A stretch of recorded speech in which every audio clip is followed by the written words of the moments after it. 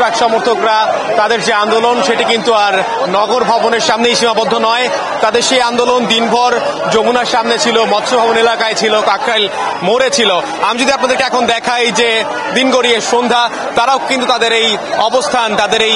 কর্মসূচি যেটি ছিল সেটি পালন করছে কাকরাইল মোড়ে, এবং সকলের অপেক্ষা এখন শুধুমাত্র তাদের প্রিয় নেতা ইশরাক হোসেনের জন্য। এবং আমরা যতদূর জানতে পেরেছি আর কিছুক্ষণের মধ্যেই ইশরাক হোসেন এই আন্দোলনে সংহতি প্রকাশ করতে কাকরাইল মোড়ে আসবেন এবং তার যারা সমর্থক রয়েছেন তাদের সাথে সংহতি প্রকাশ করবেন। আপনারা দেখতে পাচ্ছেন যে এখানে তার কর্মী সমর্থক যারা রয়েছেন তারা কিন্তু বসে আছেন পুরো কাকরাইল মোড় অবরোধ করে, যে জায়গাতে আসলে আমরা দেখতে পেয়েছি যে আজ দিনভর যে যানজটের